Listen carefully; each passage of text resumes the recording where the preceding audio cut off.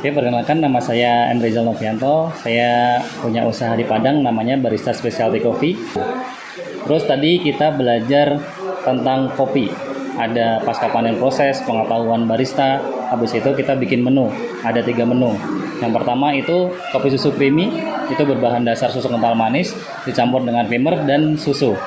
Bisa es, bisa panas. Begitu juga ada lagi satu lagi gula aren, kopi susu gula aren.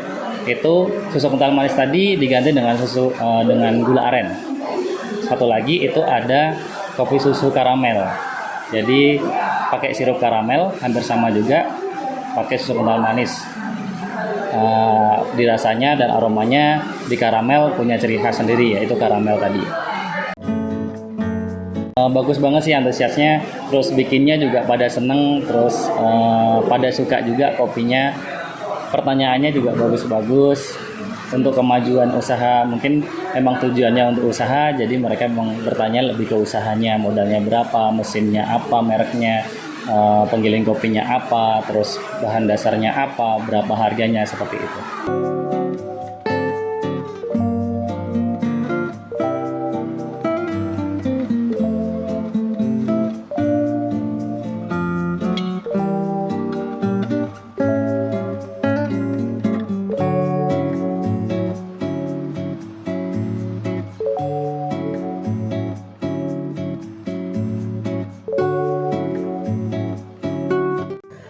Nama saya Ezi Anggraini, MPD. Nah, sekarang profesinya itu sebagai dosen di Tata Boga, Universitas Negeri Padang. Nah, jadi di sini prosesnya itu cukup panjang kalau untuk membuat roti. Nah, mulai dari prepare bahan terlebih dahulu, nah kemudian membuat adonannya. Nah, setelah membuat adonan itu kita fermentasi pertama, kemudian udah yang pertama kita diamkan dulu. Nah, masuk ke fermentasi kedua. Nah, kita kempeskan lagi. Jadi memang cukup panjang prosesnya. Nah, kemudian setelah itu baru diisi sesuai keinginan, kemudian di finishing ya, dipoles. Nah, tinggal fermentasi terakhir. Nah, fermentasi terakhir ini memang agak cukup lama juga, sampai adonannya itu 2 kali lipat. Setelah itu baru kita bakar. Nah, setelah bakar itu butuh lagi pendinginan. Nah, supaya nanti waktu kita mempacking itu dia tahan lama dan tidak berembun plastiknya.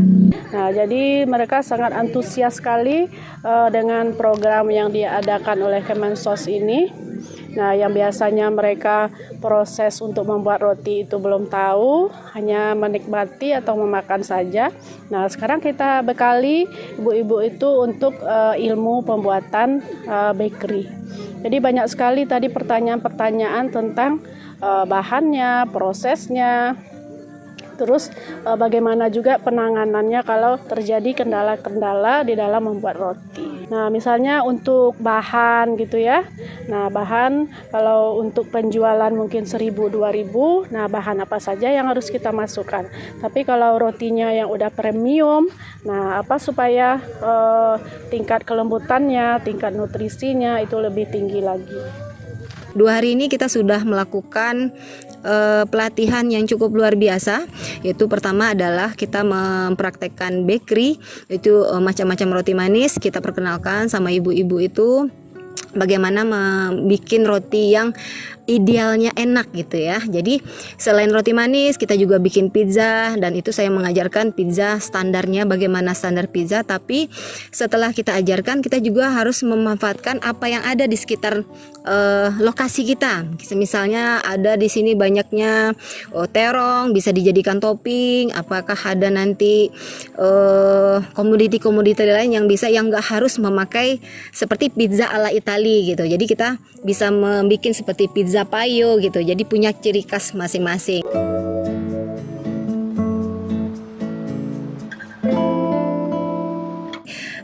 Saya mendengar kopi payo itu enak dan itu bisa dijadikan peluang usaha yang baik ketika ibu-ibu itu memanfaatkan kopi payo. Apa sih temannya kopi gitu kan? Jangan hanya pisang goreng saja, misalnya kan, apa risole saja, tapi kita bisa ada temannya pizza ala payo, bisa kita bikin roti yang enak, lalu kita bikin mie Jawa. Mie Jawa ini adalah punya spesial ya. Kalau mungkin kita jangan bilang mie Jawanya, tapi kita bilang mie ala payo. Nah, mie ala payo. Jadi itu teman yang bagus untuk meningkatkan agrowisata yang ada di sini gitu.